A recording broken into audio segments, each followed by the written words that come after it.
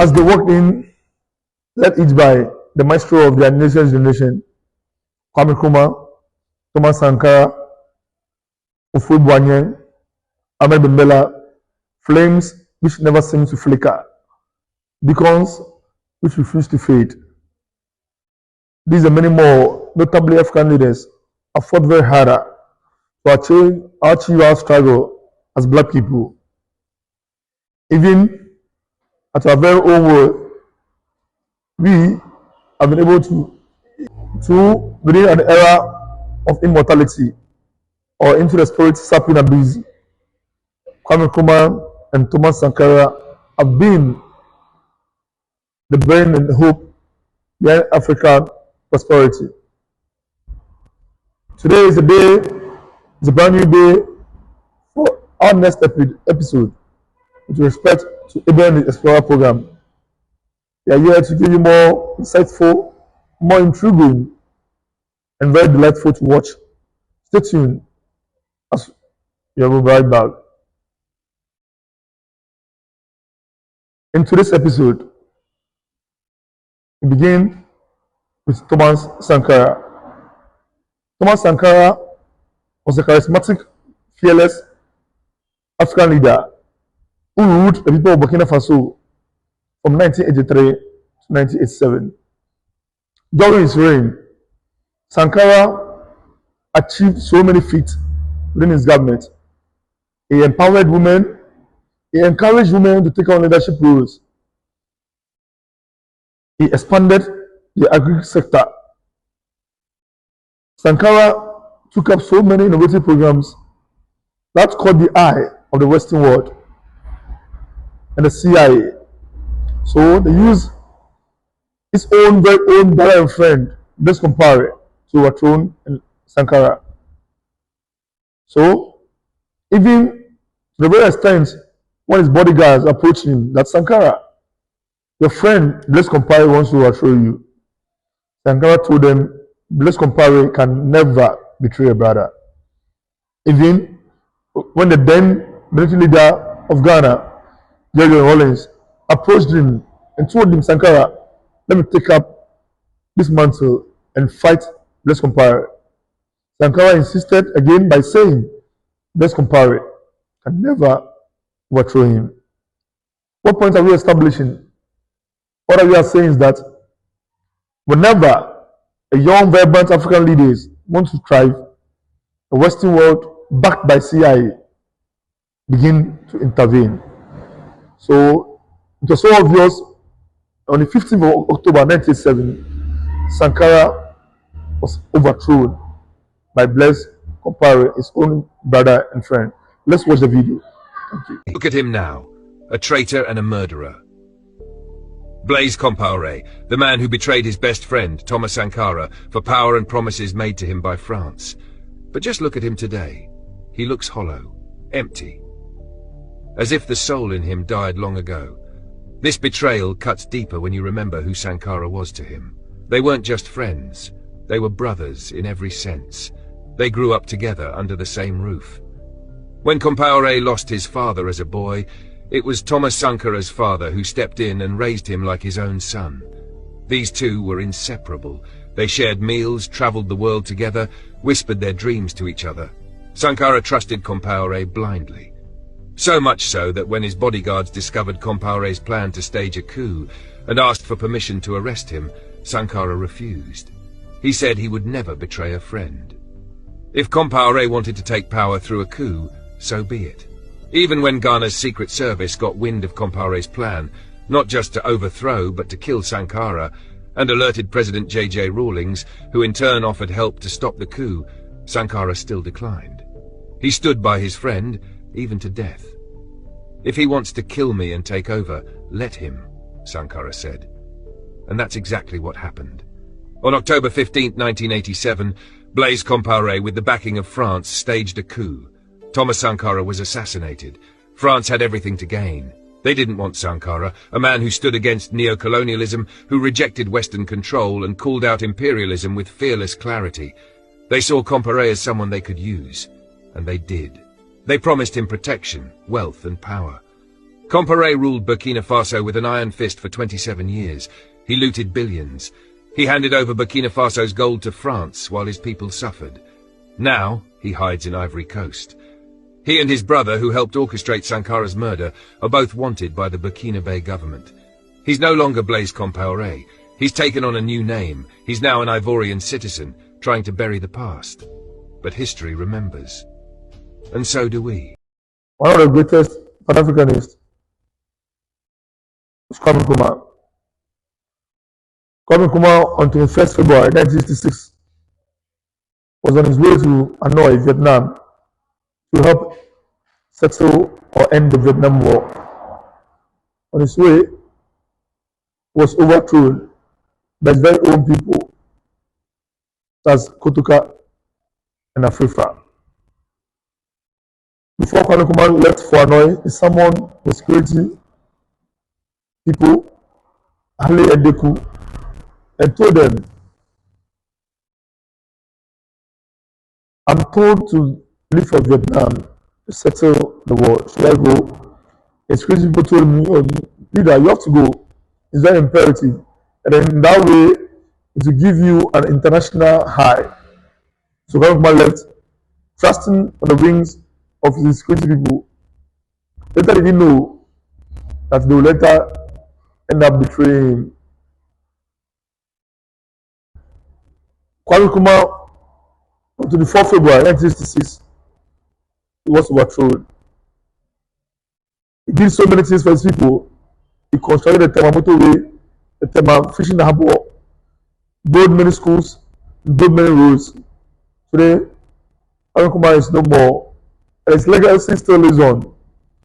Let's go and watch how the people of Ghana celebrated Kwame Nkrumah's overthrow with the backing and the help of the CIA in the Western world.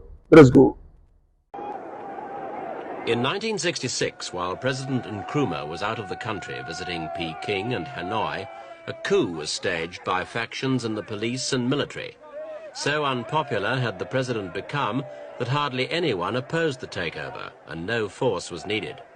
In his absence, he was vilified for mismanagement, jailing his political opponents, ignoring the will of the people, and flirting with the communist bloc.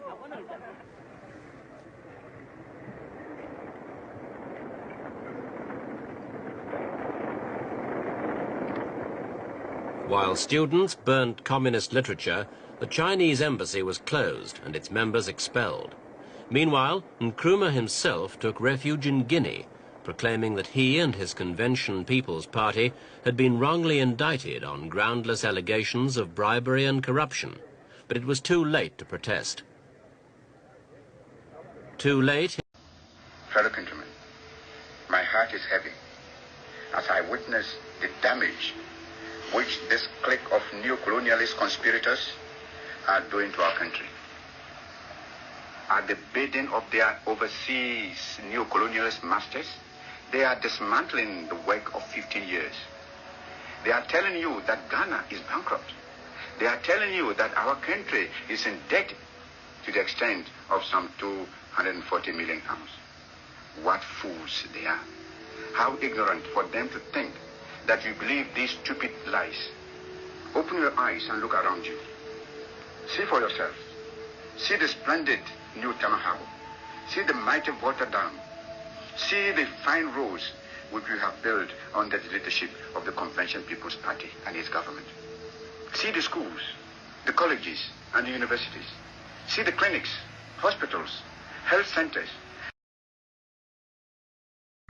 Like I did say earlier, today we are touching on great African leaders who have fought very hard for their continent and at large.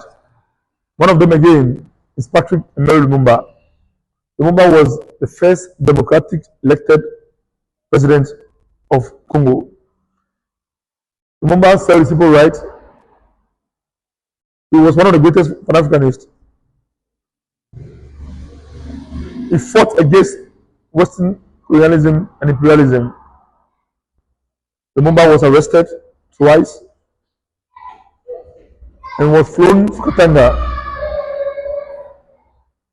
He was chased from his very own country.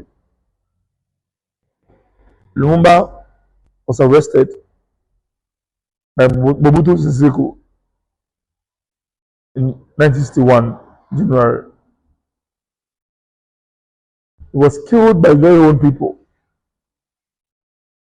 by the back king of the Western world, the CIA, its Belgian government, and America. See the traumatized video of how Patrick Emery Lumumba was overthrown by his own people. Let's go and watch the video.